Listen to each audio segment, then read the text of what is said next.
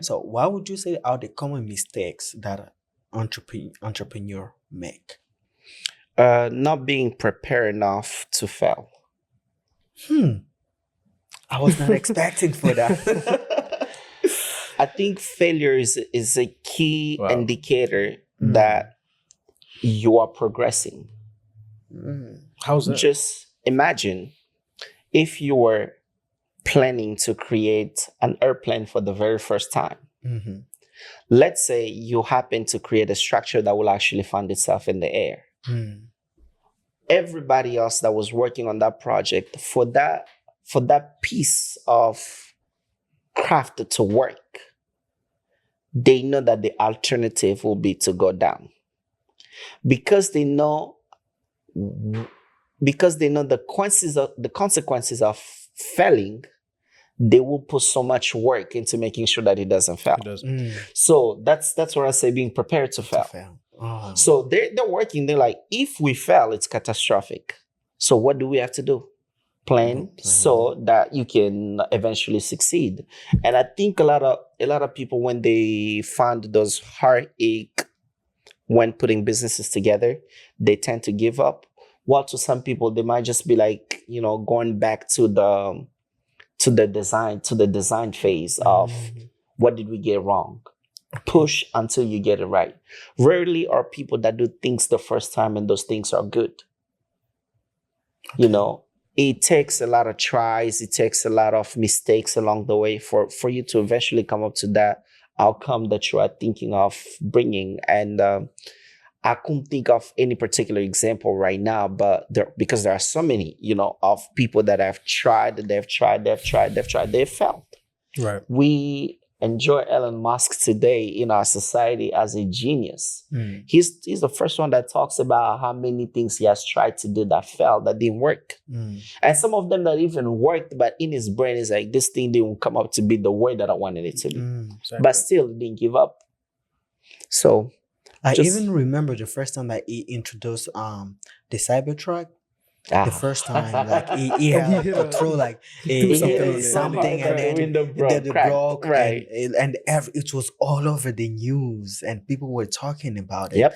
And that makes me just remember that, all of us going to school, they will punish you when you do something wrong. Mm-hmm. And when you go, you don't succeed in your notes, you bring a bad note at home, your parent punish you for not succeeding at school because you failed. So do you think it plays also like a kind of a role into our mindset when we try to get ourselves into entrepreneurship or becoming a business person, that fear that we've been growing up with, like we're gonna get punished? That's a very, very good question, because I think that's where your surrounding and your network becomes very vital. Yep. Because let's say you are surrounded by people that knows you as Jonathan, and deep down they really never believe in you. It doesn't matter what you try to sell them, they will never believe in you. But at the same time, if you have 2-3 people around you that knows your ability and what you are capable of, they will always be cheering you. For instance, I've always tried as much as I can to study my boys as much as I can. I have a 1-year-old, like, he will try to walk and it will fall. It will fall. It will fall. I don't be like, hey, you are stupid for falling. I don't say, hey, sit down. You're not going to walk for the rest of the day. But instead, the minute that they fall, I'm like, oh, good job, Papa. Stand up. You can do it. In the more you are saying it, his brain is catching up that, hey, I took 2 steps and fell. Now I got to take 3 or 4. And eventually, he will start even walking. So if you surround yourself with folks that are always negative, unfortunately, it will play in you. But if you surround yourself with people that are up to something, that people that knows how hard it is to do something, because it's very difficult to do something that, especially that never been done before. So you want to make sure that you are paying attention to who is around you, who is speaking into your life, because faith comes by hearing. So if people are telling you constantly that you cannot do something, you will eventually believe them. It, yeah. But if people are sitting out there, they're like, hey, You can go to the moon. I mean, you can literally go to the moon because it's been done before, you know. So the question is, I remember when I was a little boy, this is very funny.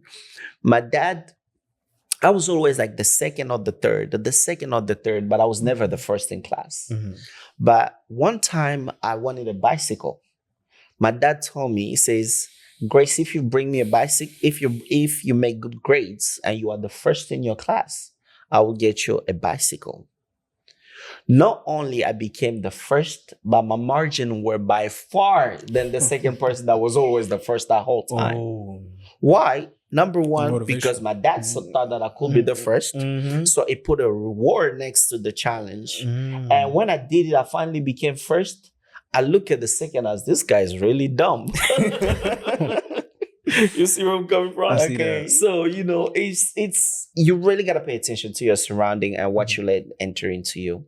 I try, when I meet people and I sense that this person is very negative, this person can never see the outcome before the process, I try my best to limit my interaction with those people because naysayers, they will literally tell you cannot do it. Like when you think about people being all the way up there to the moon and visiting different planets, why would you think that it's impossible for you to do something here on Earth? So certainly, kind of like my approach. The fear of failure is real. Yeah, it's real in entrepreneurship. It's real in everyday life, in school, in education. It's real. And part of being a good entrepreneur, it's also knowing the art of resilience, right? Being resilient and persevering in even the toughest circumstances. I believe in the other podcast that we had, we were talking about we brought up Elon Musk as well as Thomas Edison, who's failed over 1,000 patents. And there's a lot of other entrepreneurs that have failed, but because they have the art of resilience, they understood that if this one fails, it's fine. This is a lesson that I can learn to pivot myself onto the next project. And then they kept going and pushing forward. You have to be able to learn that failure is not the end. Some people just stop at failure and then they say, dang, it can't happen. And I can't do it. I can't get it done. Also, let me just highlight one thing. Yeah. There is nobody great that we know them for being a failure. Exactly. No. Everybody that we knew them for their success. Yeah. So if you fail, just don't give up on yourself because we don't talk about those that fail. We will always talk about those that have succeeded. Whether we like the success or not, the bottom line is they're doing something that 99.9% of the people won't do. True. It's as simple as that.